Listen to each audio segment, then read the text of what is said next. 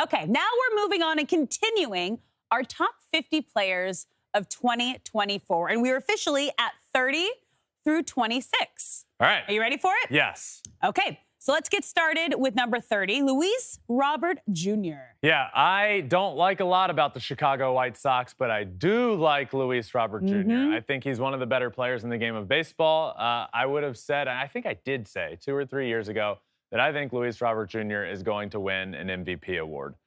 I don't disagree with that still at this point. He didn't have the best year average-wise that I think he can have, 264, but he hit 38 homers and had 80 RBIs on a team that there weren't a lot of runs scored. So I think Luis Robert Jr. can get closer to that 300 number. If he's going to hit 300 with 40 homers and over 100 RBIs, then you're in that conversation. And I think he absolutely can be. The only problem is the White Sox are a fiasco, and they're just kind of out of sight, out of mind. And if you're going to win an MVP on a bad team, you have to be doing things like what Shohei has done with the Angels for years, or what Mike Trout was doing with the Angels for years. And if you're seeing a theme, a lot of the bad teams with good players has been the Angels. So maybe Luis Robert Jr. can do it with the White Sox. He comes in at 30. Okay, moving on to number 29, the heart and soul of the Orioles, Adley Wretman. Yeah, Adley is quickly becoming the best catcher in the game of baseball. He's so much fun to watch. He's still so young. The Orioles turnaround is due all to him, honestly. That's how good Adley has been. I'm excited to see him get another year under his belt. He had 277 with 20 homers and 80 RBIs in his first full big league season.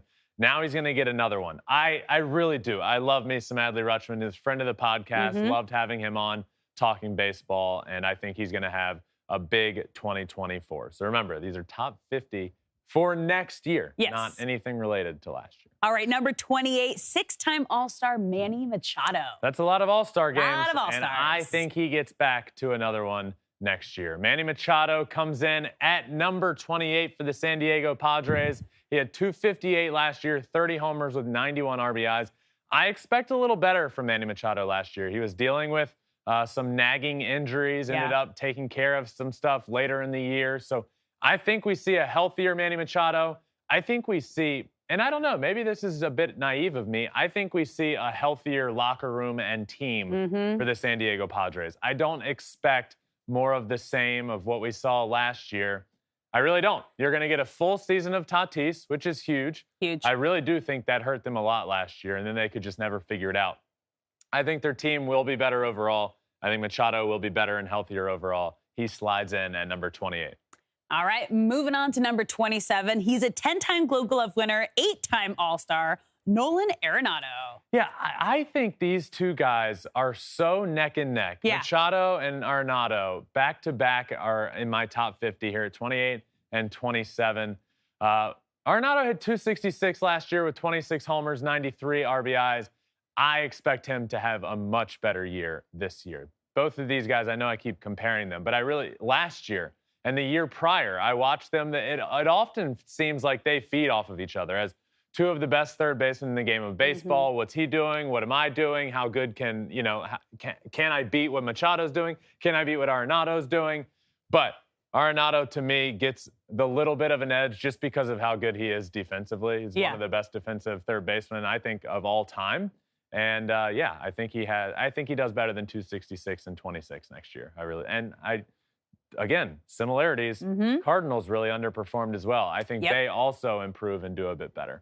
All right, and last but not least, at number 26, the face of Kansas City, Bobby Witt Jr. Rounding out the first half of the top 50 players for the 2024 season is Bobby Witt Jr. I am so excited to watch this guy in 2024. It would not surprise me if Bobby Witt Jr. ends up as a finalist for an MVP award, maybe a top 3. Whoa. Top 3 is official finalist, but I could see Bobby Witt Jr. for sure being a top 5 candidate for an MVP next year. 276 with 30 homers and 96 RBIs last year. That's on a team that was really bad, a 100-loss Royals team. They will be better. He had 96 RBIs on a really bad team. The Royals will be better. I think he will. He got off to a slower start. I think he can. I'm excited to watch Bobby Witt. I think the best is yet to come. I think we could see a season, and it might not be next year, but I think Bobby Witt Jr. could be a 300 batting average kind of guy. He has the speed to do that. I think he's clearly a 30 homer guy. He did it last year. So imagine a world in which you get a Bobby Witt Jr. that's a 300 average guy, a 40 home run guy, a 100 plus RBI guy, and a 50 stolen base guy. What do you mean? That guy's in the MVP candidate conversation every single year. And I think Bobby Witt Jr. takes a big, big step next year on a team that will be better. And I think he can be an MVP candidate. This is a good list of names. Yeah. And now, next episode, we will be in the top 25 of the top 50. So today, 30 through 26 rounds out the first half of the list that we've been doing this offseason. Thanks for watching. If you love flipping bats, swinging 3-0, or just talking ball, join us. Call us at 213-537-9339 with your questions. We have a weekly guest, and we have a lot of fun, so hit that subscribe button.